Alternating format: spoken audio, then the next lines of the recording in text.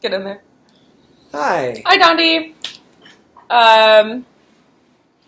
It feels like we were just talking to you, which is funny because we have the short week this week. I have a short week every week, so... Yeah, that's true. Oh, gosh, what was I going to say? Oh, I guess I'll say a little bit about the Turing article after we discussed it in class. I really liked our conversation, and I thought it was cool how we were talking about the whole idea about, like, one of the issues that we see with machines is that we can't see their thought processes, and so we don't know exactly how they think or if that counts as thinking. And I like the kind of philosophical aspect of being like, well, I can't see how Quinn thinks, and so is he thinking? Like, I don't know. Am I thinking? I have doubts about that myself. Me too. I don't know. It's just interesting that is the way that we feel, like, as humans, that we feel that we need to know if something's thinking is to be able to see its thought processes. And it kind of reminds me, in a very abstracted way, of how when we would, like, debug on programs, that you will sometimes put it into print something so that you can see what it's doing at that point that's, like, making a problem. I feel like that's a very human way of solving that, which is natural because it's humans that are programming it, but I think it's cool that that's kind of one of the, like, that's what I found would be the easiest way to debug, is to go through and be able to, like, have it print what it's doing at different stages so I could see what it was doing, which is interesting. Yeah. I think part of my approach to that is that I kind of try to think of it beforehand, like, I kind of try to think in terms of preparing what the process is going to be like. Like, I think of it like, how is it going to structure it? What is it going to prioritize? Where are the steps it's going to take? Like, the current idea I want to do, like, do we get the prompt for the last assignment yet? Or was it, like, just... For the last one? For, like, this next big assignment. We had the coins and dice or darts one. Yeah. I don't think... That's the only one we have right now. Yeah. I have, like... There's something I want to do, like, just as... If it's not even an assignment, just as an experiment with, like... We were talking about the whole recommendation engine in class, and it's, like... The whole, like, idea of the Netflix, like, how, like, it recommends movies to you. I think the interesting thing is, like, is that process is, like, very, like, streamlined and blunt, but it doesn't recommend movies like the way someone would to you. Like, it sort of just sees, like, the big block of, like, the movies you like and compares it to other people, like, and draws those connections instead of, like, being able to draw connections based on, like, the content of the movies themselves, or, like, it's not like someone, like, at a video store who will say, like, okay, here's, like, a popular movie you like, here's, like, a bunch of, like, movies you might not have heard of that you like. So what I'm actually doing is I took a whole bunch of, like, movies from the Criterion Collection, and I'm putting them together in a document where I'm going to try see if I can build, like, a better a recommendation engine that's closer to what a human would recommend. Because I'm segmenting it based on... That's cool. Like, the idea I want to do is I want to segment it based on, like, the content of the films. Like, like where it's, like, a whole... So it's, like, each film has, like, a ton of different tags based on, like, this is the content that's specifically in this film. And, like, if you put in the films you like, it'll prioritize based on, like, films with those content, films by the same director, films from, like, the same country or that. So it'll sort of take, like, this holistic, like, group of films you like, find the recurring threads between them, and say, here are other films to sort of follow in those threads that you would like. That's cool. I think that cool. would be something interesting to try. Yeah. That reminds me of, like, I think a lot of people who have complaints with how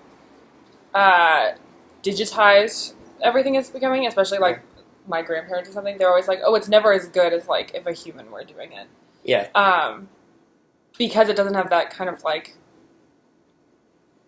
maybe intuitive sense, or maybe, like, personal touch of being able to, like, if you're working in a video store or something, you can kind of read what kind of person they are just from social cues and stuff like that to kind of recommend movies too. I just think that's interesting. Or you can just sort of find, like, the recurring threads in, like, the films they like and figure out, okay, here's something that's... What I want to do with, like, sort of these recurring threads is try to pinpoint, like, that, like... Similarity between movies can be, like, a very slippery thing, because it's, like, based on a feel, and sort of... If I can pinpoint, like, the specific aspects that lead to, like, that feel, like... one of the things I'm separating them on is like, who is the protagonist? Like, is it like a movie with a man or a woman in the lead? Is it like a film about a child or a film about an elderly person? Does it have like multiple?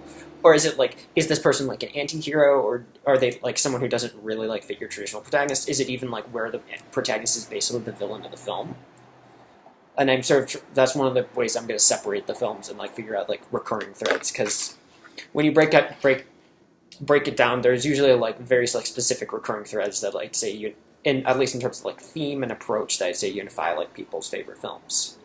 That's cool. That's a really cool idea. And I think like it just needs, like, it's possible, I think, for a machine to maybe do that, if not as good as a human. It just needs to be finer. It needs to be able to read like, not like the big thread of this person shares all these films, therefore this must be entirely, but like these are the aspects that these films share and might be what draws this person to it. So here's some other films. Mm-hmm. More nuance. I also wanted to sort of prioritize like less like well-known films, so it's not like recommending you stuff you've already seen. Mm-hmm. Yeah, that's cool. That's super cool. I don't have a project like that in mind, but I do, as I've been taking this class, I definitely have thought more and more about like the ways that these kind of systems could play into daily life, and not necessarily that I feel like I'm going to create them, but just creating, I can see how there's so much potential, especially if you're really good at not only coding, I guess, which kind of encompasses a lot, but being able to think of the applications of coding. I feel like it's just abundant. Kind of on that note, I was thinking about this week's, or I guess next week, kind of assignment, because I haven't started it, but I've been looking and I've been deciding what I want to do. And I've talked to Dottie about this before, but I'm teaching next year, 4th and 5th grade. Okay. And I definitely want to teach them coding, because I think it's just like a skill that they're going to have to learn, like, because they're, I think, in a generation that more and more people will learn coding. But also, I think coding can be a very good visual way to learn things about, like, math or logic and, like, logic processing. So I was thinking about the coin thing and the dice thing and the darts to a certain extent. I think those would be cool things to maybe scale down to like a 5th grade level and have them code, because then it teaches you about probability, which I think is fun. And I feel like in my experience in the classroom so far, which is not much, the kids like are really comfortable with computers and they feel more engaged. Not more engaged. I think it's good to have a balance. I don't think I want them on computers all day, but I think it's an engaging way to teach probability or to teach geometry, to have them have to figure out the angles to make a triangle or something like that.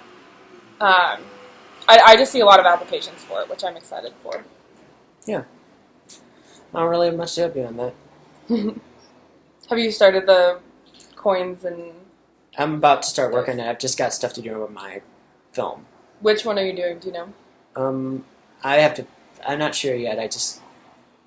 Like I said, I'm working on a lot of stuff regarding my 300. Yeah.